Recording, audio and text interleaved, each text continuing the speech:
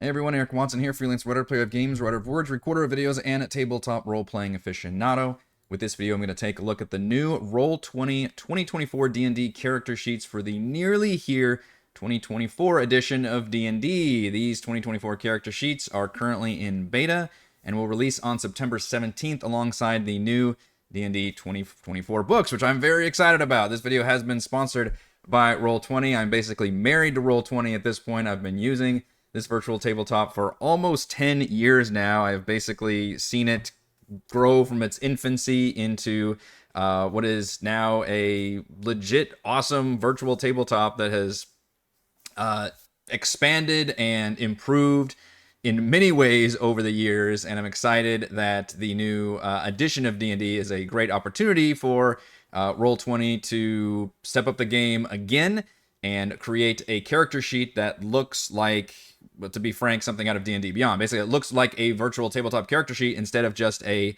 kind of plain, almost just faxed, Xeroxed, whatever, copy of a paper character sheet. So we're going to specifically look at just the character sheet. I'm not going to do a whole lot of previews about the 2024 edition. In fact, Roll20 doesn't even have access to all of the new 2024 content yet, which means you can play around with the beta sheet, but all the actual abilities and things will all still be drawn from the original 2014 version of D&D. I hate having to call them just by the year. I really wish we could just settle on some kind of terminology, but that's what appears we're going to be going with. By the way, to access this on Roll20, you need to go to Tools and click on Characters, previously Vault.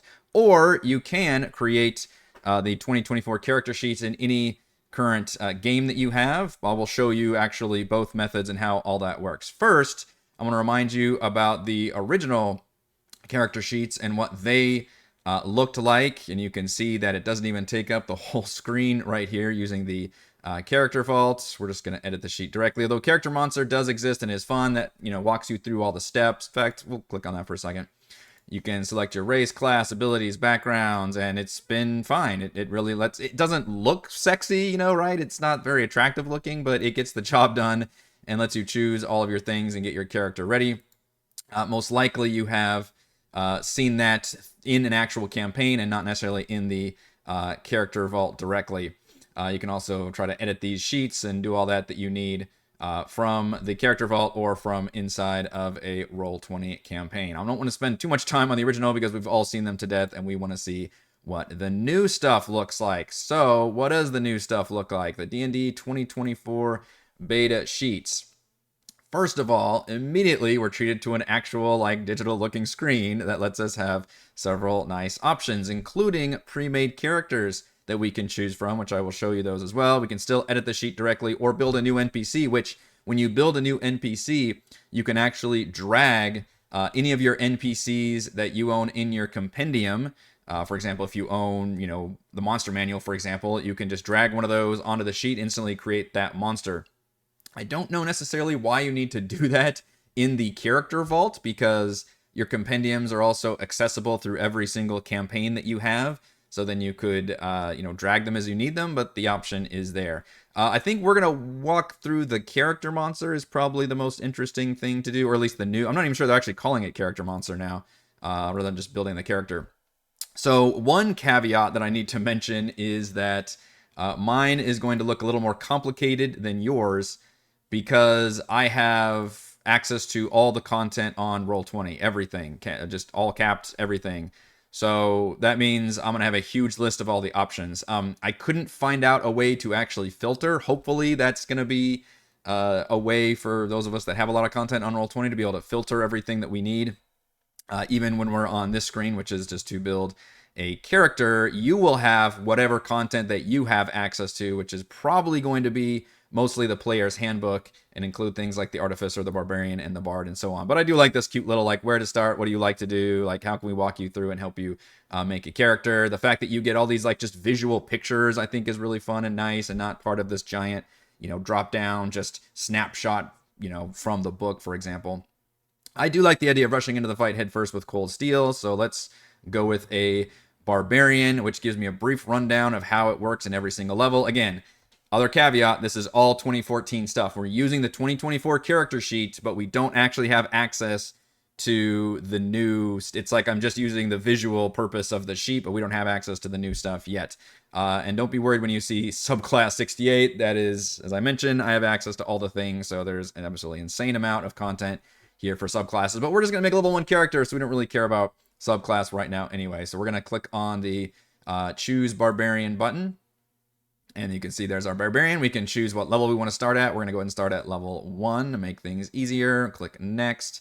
Then we can select our species, which is terminology replacing race. And this is where I ran into a few bugs with the Roll20 beta sheet or work in progress, whatever you want to call it, in that some of them aren't quite including all of the things that they should have. So an Air Genasi does have all of their things, ability score increase, the special walking speed, lightning resistance, their unending breath. I think that just hold your breath indefinitely.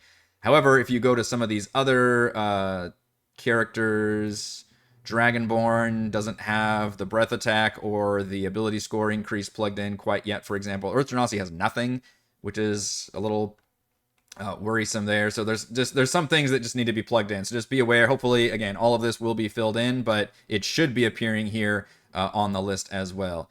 Fire Genasi does have everything in there. Ability score, increase, fire resistance, all their special abilities. So why don't we choose a Fire Genasi? And it tells you the source book right there. Mordenkainen presents. Choose a Fire Genasi. Pretty cool picture we're given. Let's click on next. Same thing with the background. I have access to just a million backgrounds. So you're not going to have all of these nearly have to choose from. It's just whatever source books you have. Let's go with the City Watch. Maybe our character was a cop, but they were too violent, and hence the barbarianness, and they like to rage and go out of control. They were the bad cop. So Sword Coast Adventurer's Guide is a source. We'll click next. So this is part of the beta, according to Roll20, and it is kind of weird that you have a character sheet without being able to actually roll dice.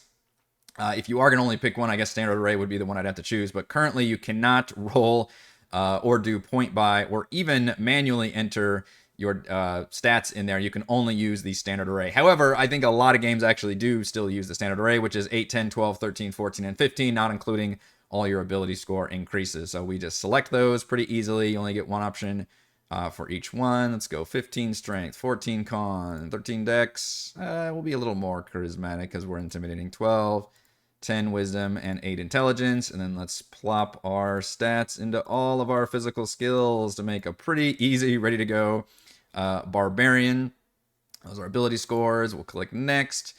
Proficiencies and skills. It'll tell us which skills that we come with. We're going to take intimidation and maybe athletics. I thought City Watch was supposed to give us some. I can't remember if it does or not.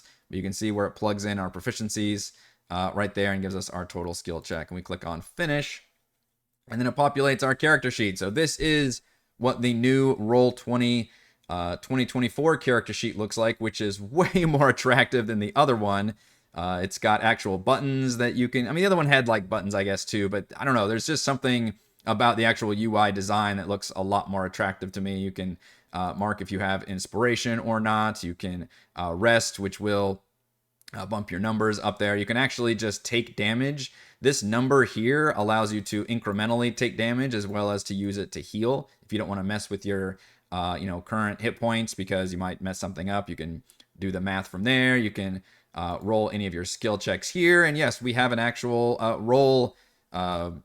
I don't know what you call it, chat box thing here that actually can roll through all your things and tell you exactly how you came up with those stats. Notice how we can also set it to public or whisper to GM, and we have options to select toggles for advantage, disadvantage, and automatic. So automatic is a new feature in the 2024 beta sheet that I am probably one of the most excited about because it can get a little tricky to just remember if people have advantage or disadvantage on things, as well as when you debuff a player character or a monster or whatever, and that gives them, certain advantages or disadvantages. I guess debuff's always disadvantage. Then it can be tricky to have to remember all of that. It's a lot of times becomes like the honor system or something. So to activate that, to give you an example, we can go to conditions, which is new, and we've got all the conditions listed here in the character sheet.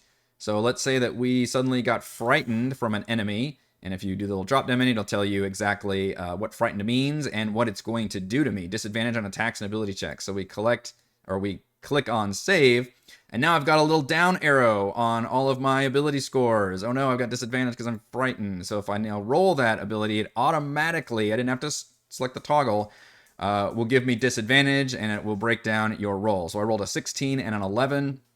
I still have my +3 modifier, so my disadvantage roll was a 14, which is actually still pretty solid. I did find out that it doesn't do that with attack like it should. I think that's just hopefully a bug in the beta. Also, notice how I don't have any items or weapons whatsoever. So let's try adding something on there. Let's go ahead and turn off our frightened effect. I do love that the conditions are here, though, and that the automatic aspect is there. So we have access to the compendium with all of our things. So what item shall we start with our barbarian? Why not a battle axe? We're going to click battle axe. We're going to make sure we're in the items section. And we're going to choose an official one from the starter kit is fine. So I'm going to drag this over. And it looks like nothing happens because I'm on the combat tab. But if I go to the inventory tab, you will see that I now have a battle axe sitting in my inventory. I have to actually equip it by sliding that little slot over. And now it appears on my combat tab. Now, I did find that there's a bit of an error here in that it should be using my strength and my proficiency bonus, because I'm pretty sure a barbarian is proficient in battle axe. If I'm not, then please call me out on that. Yeah, simple weapons and martial weapons. I've got all the weapons. So you can change that manually. Hopefully you won't have to when the thing goes live, but you can change this with the two-handed. We can click on this. In fact, it's currently using a +3, which means it looks like it's only using my strength and not my proficiency bonus. So it looks like that part is correct. So we're going to go into edits, and proficiency set to automatic. We're going to go ahead and tell it we're proficient, even though automatic should work. Ability override none, because it's already using our strength. And we're going to click save and close. And now we've got the +5 to hit. So now when I click that, go to details. Now it says, okay, you've got a +5 because of your +3 strength and your +2 proficiency. Damage, same thing. That should be updated as well. We need to click edit. You can tab over to damage, and that one, I don't know why is not pulling that one from strength like the other one is. We can tell it, hey, use my strength for damage, and now it has the +3 in there. So it's easy to make the adjustments, but I'm with you that I shouldn't have to make those, right? If I'm dragging this on there and it has the automatic option, it should automatically pop out with the appropriate proficiencies. It should detect all that, as well as the damage and stuff. If anything special, like there's some weapon that uses something else, or we've got some other rule, then I can go in and edit everything. So hopefully that will all be automatic in the future, and I won't even have to make those adjustments, and we can just have everything ready to go as soon as we plop it in there. But the drag and drop works just instantly, and it populates it right here in the equipment. Same thing works for armor, which you can, I'll have to select for proficiency for that, or else it could give you disadvantage and stuff. You can see I have a toggle for my rage, which I believe was true on the other character sheet as well. I can click damage, and then it should include my damage there. It did not on that one. Let's click just the damage and see if it does there. Nope. Okay. So rage damage also not populating on here. But in theory, the slider should add that +2 damage consistently, and I can just turn that off and on if I'm raging. So, and then the way it breaks down the tabs and sections here, I do like that it has actions, bonus actions, and reactions, very visible and easy to see, because I know in a lot of characters you start leveling up and you might have multiple options for bonus actions and reactions, and it can be tricky to remember, like, oh shoot, when you attacked me I actually had 2 different reactions I could have done. I keep forgetting to use this one. That happens all the time in D&D, and I think that will help mitigate that by having these sections broken down so you can easily find what all your different abilities are. And then at the top you've got proper tabs for your spells, your inventory. Features and traits is where all your different class stuff is going to be, all your abilities. I do hope that there's some options here that give you, for example, this one gives me, I guess not yet, 3rd level gives me Burning Hands. But there'll be some options where I wish there were more stats in here. If they had like a built-in saving throw, for example, maybe the ability to roll that directly from the trait. And then instead of having, this is also kind of a big deal. So in the old character sheet, you remember that there were a bazillion, in fact, I guess I can't look that without exiting this one up, like class resources, right? You have your own counters, and you would be like, all right, for Bardic Inspiration, I've used, 5 of 5, then I can deduct those manually, or maybe you've got some kind of API or macro that can help deduct them automatically.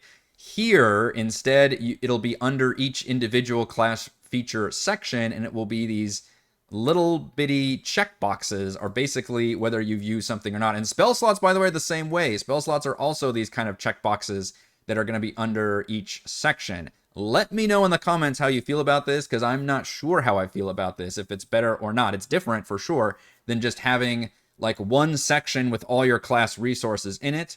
Or do you like it where it's like each of these resources is depicted as a checkbox that you can check, and they're all under their individual features and traits? There's not a whole lot to show here because it's a level 1 barbarian, so all I have is the rage, which it says short rest. I thought that was on a long rest. Maybe it's using some of the 2024 stuff.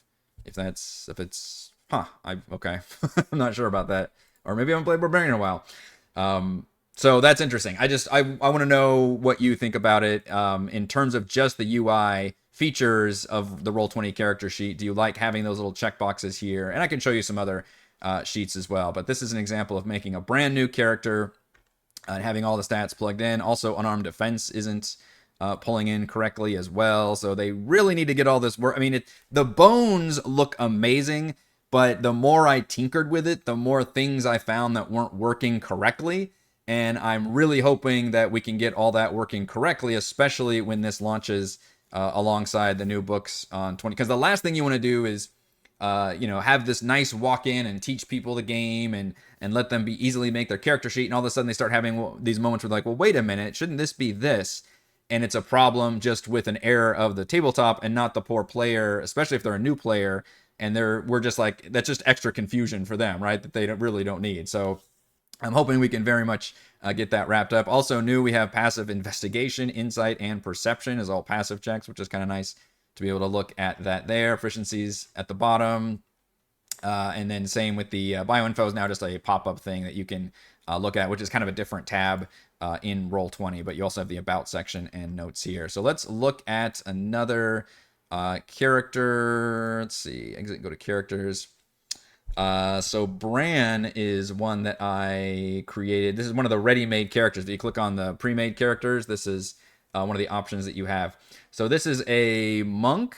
I think he eventually becomes a monk bard, but at level 5, he's still a monk. And yes, pre-made characters, a lot of them go from 1 to 20.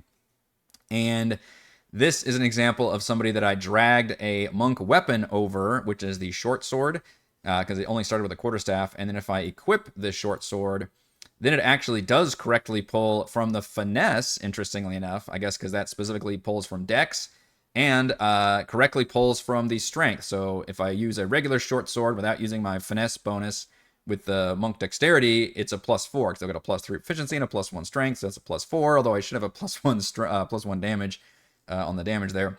But the finesse does work correctly. It's a +7 because of my 4 dexterity and 3 proficiency, and a +4 because of the dex bonus for the weapon strike there. You can see another example of the tab options. Also, lots and lots of options for the monk at level 5. In fact, here's a great option of multiple, you can see as I'm scrolling down, multiple actions. Stunning Strike, a good example of one that I wish would, like, I don't know, let me click it and have the DC con save in there, so I don't have to look up my DC at some point.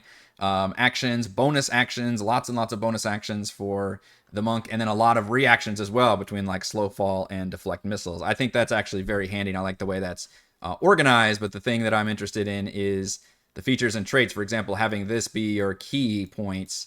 Is that intuitive? Is it confusing? Is it weird? Like, I don't know. It's something that I would have to get used to, and I'm still kind of not sure if I'm totally into it or not. And then if we look at we can also look at spell slots for different character. I want to show you what it looks like in the actual campaign, though, as well, and not just in the character vault. So we're going to use Quest from the Infinite Staircase, because that's just the one that I've reviewed the most recently. And if we want to actually change it, we're going to have to go into the game settings and go into a character sheet template, or obviously you can do this if you're creating a new game. And we're going to need to select the beta D&D 5e 2024 sheet. So look at how this is the old sheet, right? It shows you that's how the old sheet looks. There's the class resources section down there. So we're going to change this to the beta sheet, and then it automatically populates with the very sexy looking sheet. Shout out to like dark mode that they're using which I definitely used in Roll20. And now we want to click Save Changes. And I believe this should allow us to import, but I haven't actually tried the import feature. What we can do, obviously, is just create a character from in here if we want to as well. I'm going to go ahead and refresh it. I had a 2014 character sheet in here, and I'm interested if that one still loads correctly also. We'll see what that does. Okay, it does not. So it basically nuked the old sheet. So obviously, I would not recommend changing to 2024 sheets if you have an ongoing campaign. Finish your campaigns, I believe, and then make a new campaign or switch your existing one to 2024. Make sure to like back up and export your characters and all that. I don't know if there'll be a good conversion system for that. So this is what it looks like if you want to make a new character. Now let's see if we can refresh this and actually import Bran. Aha! So now we can import Bran. And we've got, because we made Quest of Infinite Staircase as a 2024 sheet, so we can add our 2024 character into there. So we're going to click on Add to Game. Your character's been added. Let's see if it's automatic or if I need to refresh. Okay, it's automatic. It just appears at the bottom. It'll probably be at the top if I refresh it. But now we can open up Bran, and boom, he's right there in the campaign. So this is an example. I didn't show you the export process, but it's very similar. Or I guess maybe I import it to the character vault. I forget the terminology there, but you can take characters, which has been the case for Roll20 for a while, right? You can take a character and once you're like finished with a campaign, for example, bring that campaign or bring the character into your character vault or your character section, previously vault, in Roll20. So now it just exists in your roster or whatever. And then if you start another campaign, you can then easily add that character to that campaign, and it will, boom, populate with all the different things you've got in there in the campaign. So you can see how everything looks now. You know, it doesn't take up the whole screen, although I could probably make it bigger. I could indeed. Boom, boom, boom, boom, boom, if I wanted to. If I want to take up more room, I can resize it. But this is what it looks like. And this is probably where you're going to see it more often, you know, versus having it in the character vault, being frank. I mean, it's fun to be able to, you know, I guess the main advantage of the character vault is you can create characters and just have them. That was something I loved to do, right? Back in the day of playing Neverwinter Nights or Baldur's Gates and whatnot, and just making characters and coming up with neat ideas and things for them. You can do that in the characters section of Roll20 without having to be in a campaign.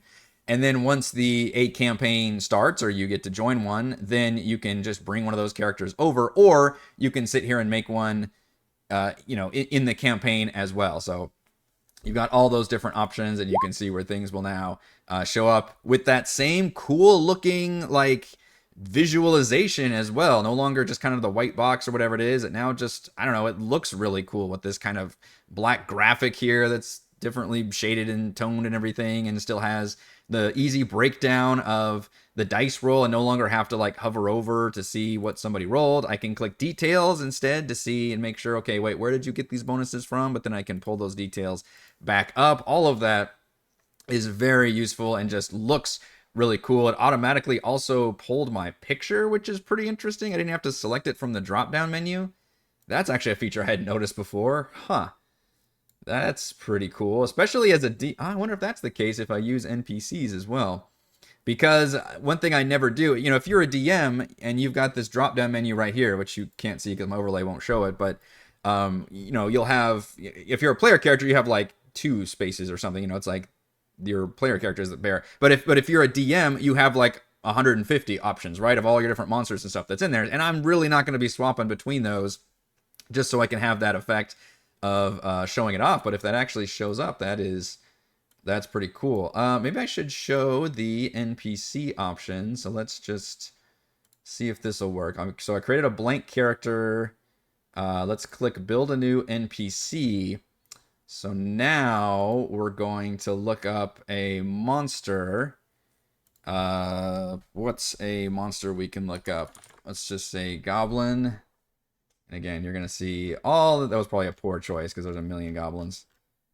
Okay, good. Regular goblins at the top. So if I drag you onto this sheet, cool. Okay, so I just dragged the goblin from the compendium, the official from the monster manual, because again, I own that content, and I dragged it onto the sheet, and that just gave me the goblin sheet already plugged in, and I selected NPC. So this is already built in. You can see the NPC sheet doesn't have nearly as many details or things as the other sheets do. So if I were to click an attack, okay, I don't think it changes my picture. That's kind of what I was looking for. That would be a cool feature, though. Okay. Oh, I can roll for their hit points, too. That's interesting. How many hit points is 2? And it is set to whisper automatically. That's interesting as well. So a lot of folks hide their rolls on Roll20. I do not. I think my characters would, or my players would revolt at this point if I tried to hide any of those rolls. But obviously, you can change it to public to put everything out in there and let the dice fall where they may. I believe it should probably have more of a, it looks like the attack roll is correct, but I think the damage should have more of a +2 on there. So again, definitely need to work out some kinks when it comes to these character sheets. I think they are a wonderful start. I love the new updated visualization. I'm unsure of the way the new spell slot things work. In fact, let me show you that one real quick before we wrap this up. We're going to go to Ready to Play Characters. Yes, there's a goose, but I think he's just a gnome. Who is a spellcaster? Sorcerer Bard. That's kind of crazy. We click Preview. We click on 5th level. Click Start Your Adventure. And this character is a good example because it has... she has multiple check marks for things that come back on long rests, for Bardic Inspiration, as well as for all the Sorcerer Meta Magic feats. So you can see all of those are separate things that you can mark here. Bardic Inspiration is something that you can mark, whether, I guess you're marking it here if you actually have it yourself, which the Bard themselves probably wouldn't. And then the spell tab works like this. So this is almost a little too subtle for me, right? Because these are your spell slots, which is real important right here. There's these check marks above each spell, and I believe you can collapse some of these sections, and you can see where they go first, second. Maybe they should have more, bigger font in some areas, but again, I think this is a really great start. I think it just needs a little bit of iteration.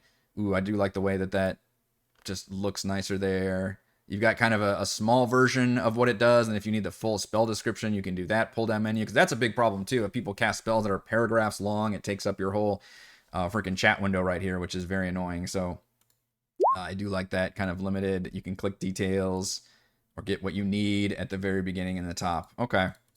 So that is what the character sheets are looking like these days, the 2024 edition of Roll20. I am generally very positive about these. I don't see why I wouldn't be using them, even with all the little problems I've been experiencing. All of them are fixed just by manually entering the stuff. Basically, the only problems I have are the fact that it's not automatically doing things like I want it to, which I feel should do at this point if you're using all of these things that have automatic abilities. So things like if you are, let's go back and use like the Frightened example. So Frightened does do disadvantage on here, but I don't think, for example, it would disadvantage my like dagger attack. I rolled a nat 1, but it's not a disadvantage attack right there. So, but the saves are disadvantaged. So again, it's trying, right? It's almost there. I think it looks really good. It looks really, really good, honestly. I'm a huge fan of how this looks like, and I'm excited about the new 2024 books as well, which, by the way, if you grab the 2024 core rulebook bundle, which has the Player's Handbook, the Dungeon Master's Guide, and the new Monster Manual, which are all releasing in September, Roll20 has a special bundle deal where you get Monster Manual Expanded, the first one, included in Roll20. I have reviewed all of the Monster Manual Expanded books. I also did a favorite monster list from the Monster Manual Expanded. This is Dragonix, who does some of the best monster work. That's third party, available on the DM's Guild as well as the Roll20, and just recently started putting out completely original stuff with the Dragonix's Deadly Denizen. So I'm a huge fan of his work, and I love the Monster Manual Expanded series. I've used a lot of it in my games, so definitely hugely recommended, and a really great bundle deal. And it will just be, and what that means is you get all of those monsters included in your compendium with all the tokens that you can drag and drop and have everything ready to go. Yes, Roll20 is awesome because if you want to play it for free, you can. If you want to add all the stuff manually in your character sheets and tokens, you can totally do that as well. But if you're using it a lot and you have more limited time, it is very, very handy and nice to be able to have all that stuff ready to go. All right, thank you to everyone for watching this video preview. You can check out my website, roguewatson.com. You can watch more reviews and follow our own D&D adventures here on my channel. And you can support my work at patreon.com/roguewatson. Thank you.